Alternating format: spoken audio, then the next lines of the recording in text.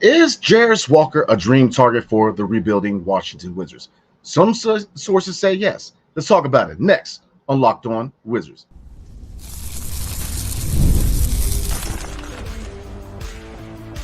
You are Locked On Wizards, your daily Washington Wizards podcast, part of the Locked On Podcast Network. Your team every day. What's up, everybody? It's your boy Brandon Scott again, and I appreciate you guys making Locked On Wizards your first listen every single day. We are part of the Locked On Podcast Network, your team every single day. Tonight's episode is brought to you by FanDuel. You can start the season with a big return on FanDuel. Place your first $5 bet, and you'll get started with $200 in bonus bets guaranteed. Visit FanDuel.com to get started. All right, everybody, we're going to read off a report tonight that says that Jarace Walker of the Indiana Pacers could be a dream target for the rebuilding Washington Wizards. And we're going to take another look at Kyle Kuzma. Is he still a trade asset, or could he very well be here for the long run, or 3 years, that is? So we're going to talk about that and more. So let's get into the first subject of the night, Jarace Walker. So this is an article from Inside the Wizards. Shout out to them on the Sports Illustrated. And it says the Washington Wizards dream trade target that is revealed. The Washington Wizards could try and make a trade for this intriguing young player. All right, so let's dig deep into a little bit. Shout out to Bleacher Report's Eric Pincus. He's the guy who actually is the source. He says Bleacher Report's Eric Pincus has identified the Indiana Pacers forward Jarace Walker as a dream trade target for the Washington Wizards. Ironically enough, Walker was technically drafted by the Wizards with the 8th overall pick in 2023, but was immediately traded to the Pacers as part of the 3-team trade, which landed Biku, a.k.a. Bilal Coulibaly, and the nation's cap. Walker has played in just 33 games during his rookie campaign in Indiana, averaging 3.6 points over 10.3 minutes a night, while shooting 40% from the floor and 40% from three-point range. So, all right, let's dig into this. Jarace Walker, as you guys know, he was the guy that we technically traded before we who we drafted and then eventually traded for Bilal Coulibaly. So if you look at the situation in Indiana, he's not playing too much. He's a nice young player. We're in a rebuild, but I mean, obviously there's other narratives to kind of, or not narratives, but kind of other things to look at in a potential move, right? Where would he fit? And that's the big question with any potential deal. Jarace Walker is a nice young player who, he fits best at power forward. But who's power forward right now? Alex R. So, yes, Alex R could switch to the 5, but I think we all agree that he's not quite ready for that responsibility to be a starting center in the NBA yet. He has physical and mental ways to go till he's ready, if indeed that is his future position. He does want to play the 4, but, looking at, a really good power forward in this draft coming up in Cooper Flag, if we get the number 1 overall, you very well, because, definitely see Alex R moving to the 5. But like I said, as we all know, the lottery is a game of luck. I mean, we saw that, this year's number 1 overall team was the Atlanta Hawks, and they were in no situation and had no business being the number 1 overall team. But look, the draft is luck. So while you definitely plan and hope for Cooper Flag, there's a lot of talent in this draft coming up. So like I said, Jarace Walker did not play too much in Indiana. So, he is a very intriguing trade target because we did technically draft him. And then we moved, get traded him for Bilal Coulibaly. So intriguing, yes, but where would he fit? And it really brings up more questions. Like I said, kind of talked to General Manager Will Dawkins about this yesterday, whereas, kind of looking at fit. I asked him, I said, when you look at who fits on this team long term, are you looking at age? Are you looking at, how did they fit in the system? Are you looking at versatility? And the biggest thing with this front office, what Michael Winger and Will Dawkins trying to do is find versatile players. Versatility is the name of the game. If you look at a modern day NBA, it's becoming more and more a positionless a league. You saw the position of point forward become, really, really important in basketball. When you look at players like Giannis Antetokounmpo, you look at players like LeBron James, who at the 3 and 4 are point forwards and bringing the ball up. So the NBA has become more and more of a positionless league. So the versatility is the name of the game. So Jarace Walker, technically, if we were to make a move for him, and he would be on a rookie scale contract, so not a bad as far as salary cap move. But he could slide into the 4. But where do you rearrange, right? You still looking at Kyle Kuzma in 3. Alex Sarr will have to go to the 5, but with Jonas Valanciunas, you kind of see where the first hiccup is. Now, do you necessarily start him? Nah, and that's where the hiccup kind of lessens a little bit because you don't necessarily have to start him. He's definitely a bench piece. If you look at that, what is the guy at the 4 on the second unit, Patrick Baldwin Jr. And he's pretty much going to be battling that with Marvin Bagley the third, in my opinion. Even though Marvin Bags is probably going to be playing some minutes at the 4 and the 5 on the second unit. But the guy at power forward on the bench right now is Patrick Baldwin Jr. And then you look at the fact that he and Johnny Davis are both guys who, right now, the Washington Wizards have till October 31st to enact player options for them, or team options for both of the players. And looking at Johnny Davis, looking at Patrick Baldwin Jr., one of them are definitely up on the chopping block. So if they decide to move on from Patrick Baldwin Jr., obviously that frees up a position at the 4 for a player like Jarace Walker. If they decide to move on from Johnny Davis, which I think he's definitely the favorite, and I hate to say that, but it is what it is. That frees up minutes for who? Bob Carrington and Keyshawn George. So Jarace Walker would, like I said, is a very intriguing trade target because, like I said, on a rookie scale, he's not going to break the bank, and he's a nice young player who, he averaged, obviously his stats aren't the sexiest, 3.5 points per game, but it's only over 10 minutes, and he's shown that he can stretch the floor, shooting 40% from the floor and 40% from 3-point. We need more 3-point shooters. So, like I said, but the question is, where would he fit? And he's a player that's not necessarily going to have to start right now. Looking at potential, fits on his roster, you're still looking at the same starting 5. You don't have to feel compelled. You can boost his minutes up there, get him 15, 20 minutes a night on the second unit and see what he can do. And on a rebuilding team, he definitely is all about development. So you have Brian Keefe and the staff. You're going to be able to develop him further because he's a young player. So would I be in favor of that? I'm going to say, yeah, I'm very intrigued. Jarace Walker, like I said, the source, man, is a good source. Like I said, Bleacher Report's Eric Pincus has had really good stories out there that are credible. So, like I said, if he says there's some interest, like I said, Will Dawkins yesterday made it known that they're going to try to improve this team, whether it's through the draft, whether it's through free agency, whether it's through trade. He's never going to stop trying to make this team better. So he made that known yesterday. He is not going to stop trying to make this team better. So could he flip a move for Jarace Walker? Yes. But like I said, it's all about fit. He's a guy who averaged 10 minutes last year. So he's a guy who you're not going to have to start him. Alex Sarr is going to be a starting power forward.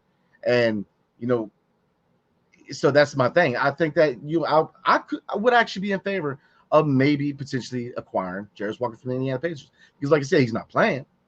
Do they necessarily look at him as a future piece? Because right now they got Siakam at the 4. So they're a team right now who's trying to challenge in the Eastern Conference. So, he will get minutes in DC, especially on second unit. He's a guy who's not going to have to start. He's a guy who can definitely get his minutes on the second unit. And I think that to a certain degree, maybe he's already a better player than Patrick Baldwin Jr. I am a fan of Patrick Baldwin Jr. But the biggest thing with him is what? 3-point shooting. And he's struggled with 3-point shooting. Now, his rebound numbers have been solid.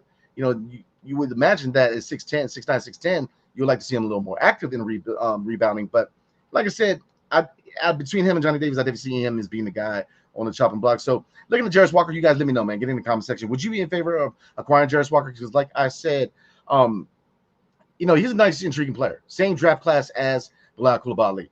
You would have to break the bank to acquire him per se. Because look, we're definitely in sell mode to a certain degree. You're looking to flip a lot of these vets, especially Jonas Valanciunas. So like I said, I would be in favor of acquiring a young player like Jarace Walker. Because again, if you look at the minutes last year, 10 minutes per game. So you're not going to require him to start. Your starting power forward is Alex Sarr and Bilal Coulibaly. Depending on what direction they go with the starting 5, is going to be your starting 2 guard. We'll see. I definitely think both of them need to start. Bilal needs to start this year, and Alex Sarr needs to start. So, like I said, when we get closer to training camp, because it's coming up, man, Tuesdays when it starts. So, next week we're going to get into a lot of potential lineups because that's another thing they covered yesterday. If you guys didn't watch yesterday's video, General Manager Will Dawkins said it yesterday. They're going to try a lot of different lineups. So there's going to be lineups where you're going to see Bilal at the 2.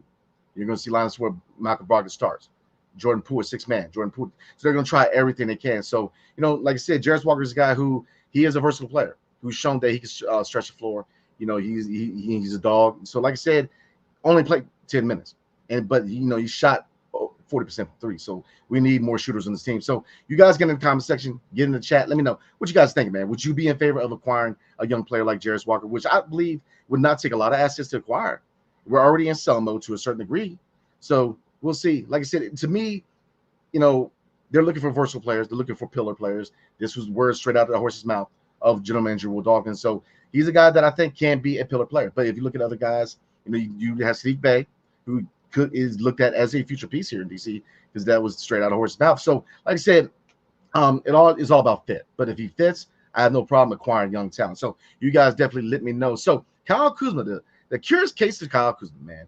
I'm going to look at the report that there was another mock trade to the Dallas Mavericks. So we're going to look at it as a decent trade. But is he still strictly a trade target? Or is there a way that he is going to play in the next 3 years here in DC? Because there are pros and cons to that. So we're going to talk about it next, everybody. But before we do, tonight's episode is brought to you by FanDuel.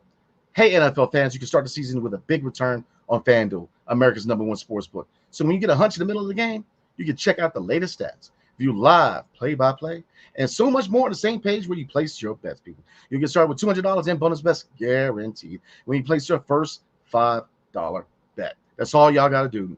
All you have to do is go to FanDuel.com to get started. FanDuel. Thank you guys for making Locked On Wizards your first listen today. For your second listen, enjoy the Locked On NBA podcast. There is no off-season in the NBA, and Locked On NBA provides daily basketball analysis from national and local experts in 30 minutes or less. No one keeps you as informed and entertained as Locked On NBA. Available on YouTube or wherever you get your podcast.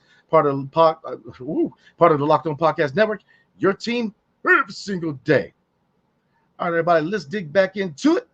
Kyle Kuzma, the intriguing and curious case of Kyle Kuzma. A lot of us expected that he was possibly getting traded on draft night. Ended up being Deni Avdija, and it was a pretty good trade. Bob Carrington is the star, man. But, last year there was potentially a trade in place to send him to Dallas. He nixed it because, to a certain degree, he does have an unofficial trade clause. It is what it is. But, looking at certain factors, pros and cons. Could he be here for 3 years? He very well could be. And, so I'm going to give you guys a compelling case. And like I said, my opinion has changed a little bit. And like I said, I know I'm going to get hit by my guy. Shout out to DC Hoopla, man, my guy, man. And Wiz Takes, man, definitely, if you don't already follow them, they are the State of the Wizards, man, podcast, man. If you do not follow them both on X, a.k.a. Twitter, and follow their show, their podcast, State of the Wizards, man, you are missing out, man, because it is high-quality Wizards content, man. So I know that my man DC Hoopla is going to give me some stuff, man, because we are both been pro-trade Kuzma. And like I said, I'm a big Kuzma fan. It's been enjoyable watching him kind of change his game and become a complete player here in the district, because I wasn't a big fan of him in LA. The maturity issues, him going back and forth with Lonzo Ball. But once he came here in DC, solidify himself as a leader, being that consistent 20 points a night score. I still think that you have to get value for him. And that's for all veterans on the roster that you don't necessarily consider a long-term piece. I think that you need to get some value in return for them. And I think he does carry value. Now, the asking price right now is 2 first-round picks, but is there a scenario where he could stay here for 3 years? I do see that scenario. Because, look, number one, off the court, what he's done, he's been, active in the community, alongside of players like Jordan Poole, Anthony Gill, and Bub Carrington. This team is trying to tap into this market and be very, very active in the community, and not only Washington, D.C. proper, but of, PG County, Montgomery County, Maryland, Bmore, VA. They're trying to be active in all these communities to really trying to tap into this market, because, again, people look at the DC area as a small market. It's not. It's probably one of the biggest areas, if not the biggest area in the country, especially if you look at the fact that Loudoun County, Virginia, it was the fastest growing area and is the most expensive area in the country. And if you look at, that says a lot. This is an area where it's a heavy market. It's a big market. And if you're smart, you tap it in that market. Now, what are some other variables that make that hard, man? Well, easy, if you look at the Commanders, especially the Wizards, not so much with the Nationals, the Caps, but if you look at, home games for the Wizards and the Commanders, man, very often than not, you could be kind of, there's more fans for the other team. And it's hard to have the home field advantage. And obviously, we know the big reason is this is the big government area for government jobs and a lot of Fortune 500 companies. So a lot of people who live here now aren't from the area. So that's why you have that. So how do you balance that? How do you, get that love? How do you tap it in that market? Easy. Community outreach. And Kyle Kuzma has been part of that, not only in D.C., but in his native town, his hometown of Flint, Michigan. So, like I said, what he's done off the court, can't say enough, man. He definitely has carried the torch from players like Bradley Beal, John Wall, and Gilbert Arenas. So you like to see that. Leadership, growing the culture here in D.C., and the fact that he set up a workout in Miami with the guys kind of echoes what Jordan Poole did in Los Angeles with creating these workouts. Definitely creating that chemistry, creating that culture. Definitely getting close with each other, man. Definitely building that camaraderie, especially with the young guys. If what he has done and what Jordan Poole has done with young guys like Bilal Coulibaly, Bub Carrington, Alex R, working with them off the court. The list goes on. Keyshawn George. So, like I said, contract. Obviously, his contract is very team friendly. So, we have proven, and there's nothing against his game or what the Wizards are trying to do. We know that it's going to be a long next 3 years, right? Him being on the roster is not necessarily keeping us away from being a lottery team. So, I mean, we know that he's that scoring option. So, he's going to carry the brunt of the responsibility of scoring alongside Jordan Poole. And it's going to give players like Bilal Coulibaly and Alex R that time to develop, man, and not have to carry a lot of the load or the responsibility of being a scorer. He's going to be able to do that. So when Bilal's ready, when Alex R is ready, when other players are ready, we can flip him at that point. So, could he be here? Do I think he's good to be here for a little bit? Yeah, I've kind of changed my mind. Now, and it's not that I've ever been anti Kyle Kuzma. I think that he's a really good player, and he's been a really good player here in DC. His best basketball has definitely been in DC. He's done a lot off the court and on the court for his organization in his city. So, but you definitely want to get some value back from him. So, I don't think could he be moved at some point this year, especially if he has the All-Star season I think he's going to have. Very well could be. You definitely want to move him when his value is at his top. But like I said, he has set his roots here in DC a little bit. Open up a couple of restaurants. Like I said, open up a restaurant here does not exclude you from being traded. So, but like I said, you like to see people that want to be here. Again, it goes back to the question that I asked General Manager Will Dawkins yesterday. About the narrative of DC not being a destination for free agents. He doesn't view that as a narrative anymore, and a lot of people don't. Saddiq Bey wants to be here. He's a local guy. Valanciunas wants to be here, even though I think we all agree he's probably going to be gone by the deadline. So he's going to be wanting to be here till the deadline. But if that it is what it is. But the narrative is changing with DC. Free agents are going to want to come here. Other rival execs, other players, they see what they're doing in DC.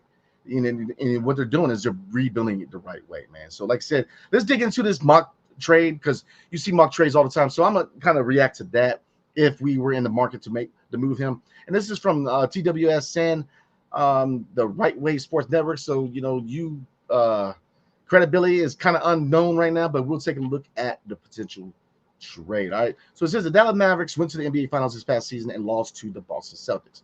Yeah. They didn't just sit back and say this team is good enough. They went out and brought in Klay Thompson to help them take that next step. However, they still have a hole in that lineup at the power forward position. The Washington Wizards, all right, let's get this out, y'all, are a bad team. Appreciate it.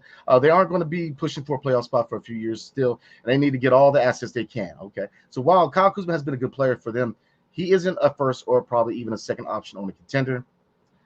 Getting some assets for him while his value is what it is would be the best thing for the Wizards. Kuzma to the Mavericks just makes too much sense. So they're advocating that we potentially move Kyle Kuzma to the Dallas Mavericks for PJ Washington, Maxi Kleber, and a 2025 first round pick. So let's dig into the salaries real quick to see if it can even work as far as salary. So bear with me real quick. Basketball Reference, man, it is my go-to, so I definitely recommend. If you guys have any questions when it comes to salaries, man, definitely Basketball Reference. So looking at, let's see, Maxi Kleber is making $11 million a year for the next 2 years. He's 32 years old. So again, we're going to rebuild. You could potentially buy him out, or he could be a vet.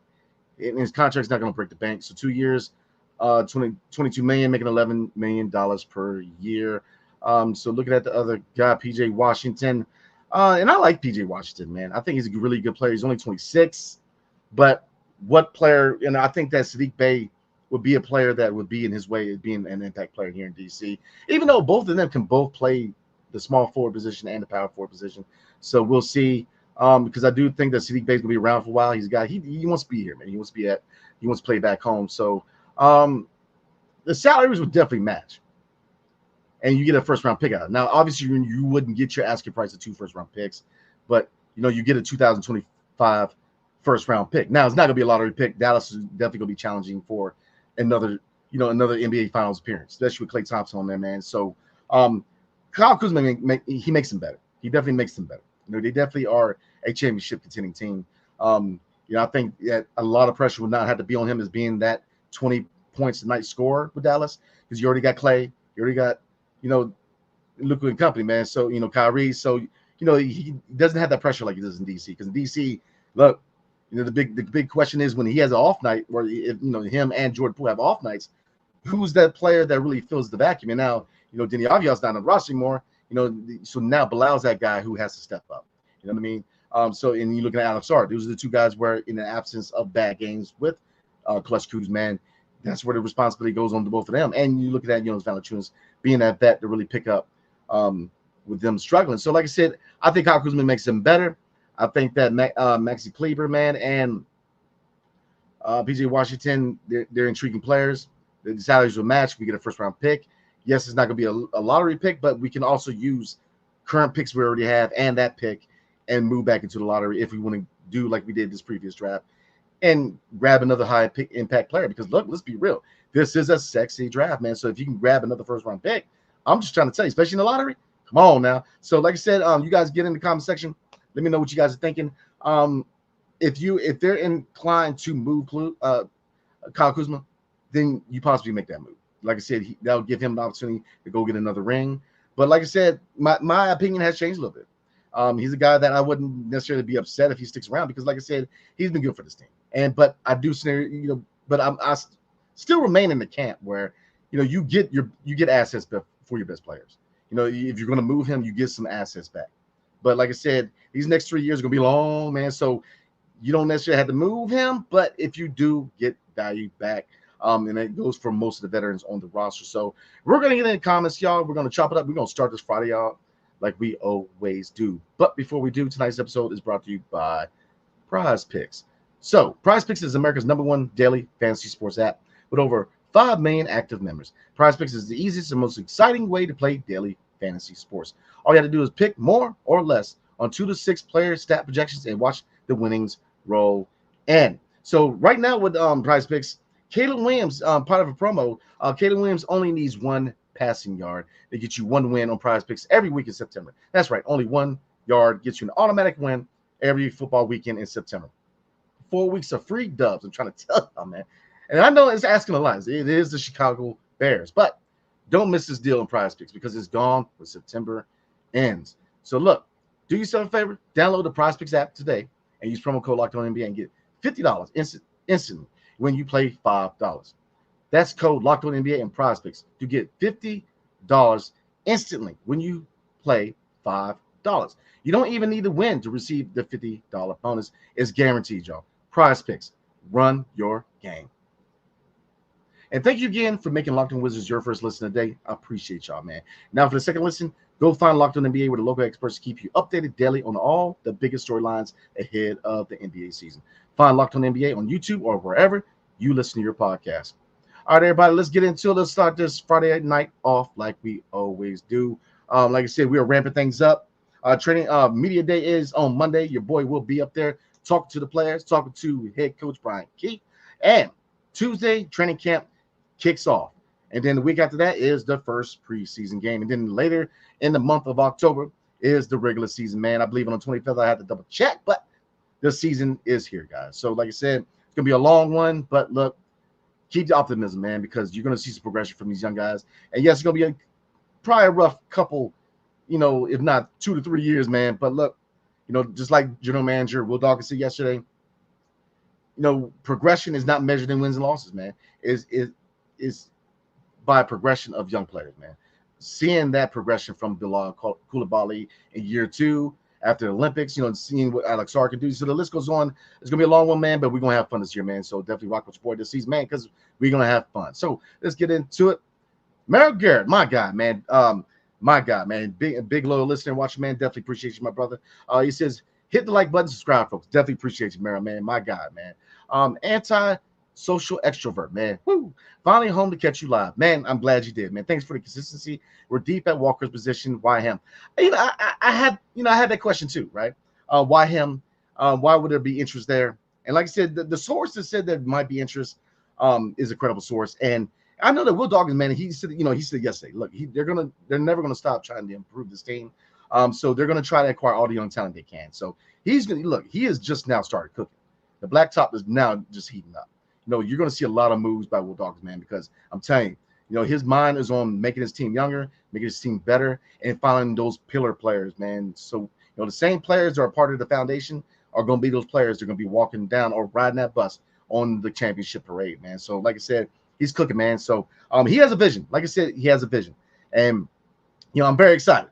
Very excited to see what this team can do. Obviously, he's going to be a long road, but why him? He's a young player who's, he's got potential. He could definitely be a really good player in this league. So, like I said, I would not be upset if they wanted to acquire him. But, like you kind of brought up, we are kind of deep. So, a lot of decisions, a lot of dominoes need to fall before we consider making a move for Jarace Walker, in my opinion, because you still have a lot of vets in this roster that need to be moved at some point.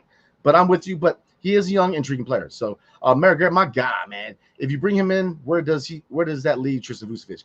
Yeah, I mean, with him playing the power forward, and I'm gonna double check, but I believe he could also play small forward. Now, I think obviously his best position is power forward, in my opinion. So let's bring him up real quick. I mean, he is 6'8", 240 pounds. So he's got a power forward body. Now, right now it says that he can play small forward and center. So you'll definitely be an undersized small ball center. Tristan, yeah, that's a good question, Meryl. I mean, where does that leave Tristan Vucevic? And like I said, I haven't heard anything through the organization. They haven't, but there was a few people early in the offseason saying there might have been a little bit of friction with Tristan Vucevic and the organization. I don't know if that has to do with him signing the two-way, but I don't know. I don't even want to start done. I don't want to speculate, but I haven't heard anything. But, Tristan Vucevic on the two-way, we'll see, because like you said, Meryl, if they acquire a Jarace Walker, man, then what is his long-term fit? So definitely a good question, man. Prediction, Johnny. This is from Antisocial Extrovert for you listeners on podcast. Yeah, I think Johnny Davis is definitely going to be the odd man out, man. I mean, Patrick Baldwin Jr. has a little more value, and man, it's tough to say that because you don't really want to give up on a young player. Johnny Davis, great young man, hard worker, but let's be real, man. This is the NBA. It's professional basketball, and you perform, or this is a job, man. So, like I said, has his sample size been big enough? Yeah, I believe it has. But could this front office still want to give him 1 year and see? That's the scenario too. We shall see, because we have till the 31st of October to see which one of these guys are, because right now we're +1. So, look, who is going to be on the chopping block? See, you also said Johnny Davis is going to break up this season, or I guess if you mean breakout, we'll see, man. I'm not holding out hope, man, but we'll see. They also said should have been Kuz instead of Denny. Like I said, I like both Denny and Kyle Kuzma, so I like both their games. And like I said, the Denny trade, it is what it is. The ship has sailed. We can sit here and we can talk about what could have, should have, and I've done that, and people have gone on me about that and saying, Brandon, let it go. And I have, but like I said, it is what it is. Denny, you could argue, and the argument I make with that is that age, to me, in a rebuild, trading a younger player, to me, was the only questionable part. I think both of those guys were tradable players. So I was never surprised that they moved any. But I did expect Kuz being that guy. But we'll see. I mean, because here's the thing. We would love to be a fly on the wall of a lot of these war rooms, right, when it comes to the draft. And we don't know, the Kings could have up the ante when it comes to asking price. What were they willing to give up? What young player, what pick? They may have taken off the pick. So we don't know what happened. He could have tried to move Kuz to Sacramento, and they couldn't, not find an agreement and what package, so there's a lot of, variables. So like I said, I'm with you, but it is what it is on that point, man. The unknown ism, what's going on with you? He says, trade everybody that you can trade. I'm with you on that, and start again. Hit this reset button. We're not winning more than 28 games the way this team is constituted. Amen. I agree 100%. You definitely trade everybody you can, especially the vets. You need to start a youth movement at some point. You got to put a lot more responsibility on these young guys at some point. That's how they grow. Right now they're learning, they're developing, but at some point you put them in there and make them those guys. You make them starters. Like that's what I'm saying. Bilal starts. He's a starter. Alex Sarr, you start these two players. Now, Keyshawn George, we'll see. Does he start on the go-go? If they move on, if they decide to go in another direction with Johnny Davis, that frees up the two guard. So Bob Carrington right now, nothing against Jared Butler. I'm a big Jared Butler fan, but precedence goes to him because of age and what his role is long term. And so you could argue that, if Johnny Davis is not brought back, you can see a backcourt of Keyshawn George and Bub Carrington on the second unit. Corey Kispert, he can play the 2 guard, he can play the small forward. He's ever going to be very active as a possible 6 man. So, like I said, I'm with you on that. A lot of these bets. Jonas is one guy. He's going to be gone before the deadline. I think that the Knicks or the Lakers are going to send a package to Washington that we're not going to be able to refuse. Kyle Kuzma, we'll see if we can get that trade value up. 2 first-rounders, and if they find a deal that, again, that's too good to pass up, they will make that move. Because, like I said, Will Dawkins, man, look, he is very loyal, and he does love the culture and the chemistry of this team, man. But look, he said it straight from the horse's mouth yesterday. This team will get younger and younger. We are, I believe, number 2 youngest team right now, as far as how many players in the age 25. So we are going to get, and he said it himself, we are going to get younger. And it tells you what, a lot of these vets are going to get moved at some point. So he knows that there's going to be a long road, and we will get younger. But that's how these young guys get better. Eventually carrying on more responsibility and more playing time. Links, what's going on, man? Or Link, my bad. If we trade vets for first-round picks, and even if only a few players like JP, Sar, Bilal, Keyshawn, and Bub take leaps, the rebuild will be shorter than we think. I think it will be. I think that you're going to see progression. Especially, you're going to see some progression from Bilal, but I think that he's a year or 2 away from formally breaking out. But Bub Carrington, I think, is going to take a leap at some point. I think that Alex Sarr, you're going to see that potential. He's going to be that player we envisioned him to be. Keyshawn George, that sniper. I envision him being that sniper off the bench. Tristan Vucevic, I still have hope that he can be a player. A really good player here in DC. Corey Kispert, in my opinion, you keep him. You sign him to a team-friendly deal. But, somebody brought up a good point. Why would he want to sign a team-friendly deal? So we'll see on that front. JP13, I think, is a long-term piece, even though, if they get a deal that's too good to pass up with the age, they very well can move on from him. We'll see, man. There's a lot of intangibles, but I am with you. I think that we're going to be a playoff/play-in team, probably a 10th to 6th seed in 3 years, in my opinion. I think that in 3 years, we're going to be there. So I'm with you on that. They also said, especially if we get a great player in this draft. Oh, man. If you get a Cooper Flag, good Lord. I mean, he is a superstar in the making, man. But Ace Bailey ain't too shabby. Dylan Harper, the list goes on, man. I mean, the point guard out of France Charrora, man. I mean, there's a lot of talent in this draft, man. So, I mean, like, what Dawkins said, again, I mean, he said a lot, man. Like I said, I was very impressed yesterday. We're talking and being at the press conference for Will Dawkins, man, because he has a vision. This is a guy that knows that it's going to take a long time. It's going to take a lot of steps. But they're not going to skip these steps, man. But I think that the talent that we already have, combined with the talent that we're going to acquire in 2025 draft and 2026 NBA draft, that this team's going to be better faster. I think year 3, in 3 years from now, this is going to be a playoff team. I definitely believe that. Rico Tone T, what's going on, brother? How you doing tonight? Didn't they have a chance to draft Jarace Walker? They could have drafted him already. Well, we did technically draft him, and then we traded him to the Indiana Pacers to move up to get Bilal Coulibaly. So, yeah, we technically did draft him, but I mean, he's nice. He's a very intriguing young player, man. Like I said, it depends on the fit. Everything depends on the fit long term. So I'm never against acquiring young players, especially young players with upside, because he had a lot of upside coming out of Houston in the draft, man. But let's see. The Unknown Ism says, get rid of everybody Tommy Shepard drafted to sign. I'm with you on that. I mean, I can see that scenario too, and that's why you're looking at Corey Kispert. It's like, do they take the route they did with Denny, sign him to a team-friendly deal, and trade him? But then, like I said, somebody brought up a good point that why would he sign that deal? So like I said, he's a guy who very well could be very tradable. He's got value. But then you got to look at, long term, what do we need? If you look at Jordan Poole, he's a player that's got to hit his prime. So right around the time we're a playoff team, he's going to be in his prime. And you have a prime player who's shown he can play basketball at a high level, man. So like I said, there's a lot of decisions, and you're going to see a lot of turnaround, a lot of turnover rate within the next couple of years, man. When it comes to veterans, when it comes to young players coming in, how do they assimilate them? What are the fits? A lot of questions, but it's exciting, man, because this team will be a younger, better team, man. So it's exciting. Link said, I'd say expect Kispert. Yeah, I mean, you very well could have, man. All right, so this looks like it's going to be the last comment of the night before.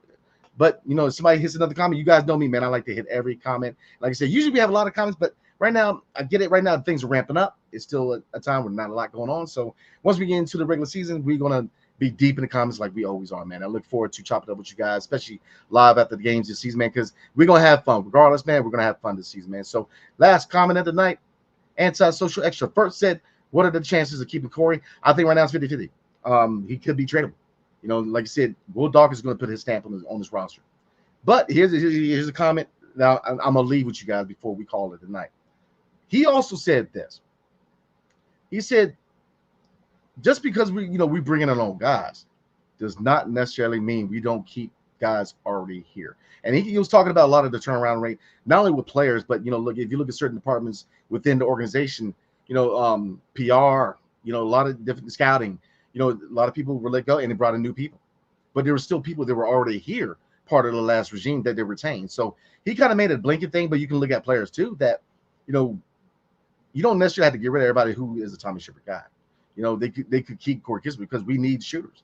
Corey Kuzma is a guy who's been a consistent threat behind the arc, a guy who has gotten better every year, a guy who has high basketball IQ, a guy who, with his ability to slash the basket, drive to the basket, move without the basketball, you need that on this team. So, you see value with him as far as trade-wise, but I think you retain a guy like that, man. You keep Corey Kispert. So I think it's 50-50. They get a good deal. You get assets back, and that's the biggest thing. If you move on from a player, you get assets back. Most people say that, Denny Avdia was a player that had a future here, but they got a good deal. They were offered a great deal. And, like I said, hate to see him go, but, look, they're never going to stop trying to make this team better. And sometimes it's addition by subtraction. And it's not to take anything away from Denny or even Malcolm Brogdon. But here's the thing. Sometimes you have to give a little to get a little, man. And you have to make those tough calls. And you best believe that Will Dawkins wasn't like, oh, man, you're on the phone. Who wants Denny? He is hot on the press, man. Come get him. No, he had value. He was a player that was liked here. But here's the thing. You can't be scared to make those moves. You can't scared to sacrifice a player to get assets back, man. And I see that's what he did with Denny, man, is that you make those moves. And like I said, I like Denny. I enjoyed him here. But, boom, you got to make those moves. You got to be aggressive because that's what makes championship GMs in this league, man, is that you have to make those risky moves. If you play it safe all the time, you're going to be the one dog at the water hole. There ain't no water, man. I'm just trying to tell you, man, like you have to be risky in this business. And I think that Will Dawkins has that savviness about him that he's going to do that. Oh, we got a couple more comments. All right, let's see. Reed Shepard and Corey Kispert could have been Splash Brothers. Man, that would have been a nice combination. I'm with you on that. Splash Brothers 2.0. I'm with you on that. So that's going to be the last comment of the night. Definitely appreciate you guys, man. I will see you guys Sunday night. We're getting back into the mood of Sunday night videos. So I will be dropping a video on Sunday and releasing it on the podcast again, like we usually do at 05:30 on Monday morning. So look out for that on the podcast side. So again, you guys have a blessed weekend. If you drink responsibly. Don't drink it dry. Drink at home. Even if you smoke, just do it at home, y'all. Have fun this weekend. It's supposed to rain if you live in the DMV, so it looks like you're probably gonna be hanging out indoors anyway. So again, appreciate you guys. I will see you guys on Sunday night, and don't forget Monday is media day. So that night, I'm gonna put the vote out after this video. If you guys want to go live after media day, we will, and if not, that's cool too. But I'm gonna put the poll out. So again, you guys enjoy your weekend. Stay blessed. Hail to the Wizards and peace. See you guys next time.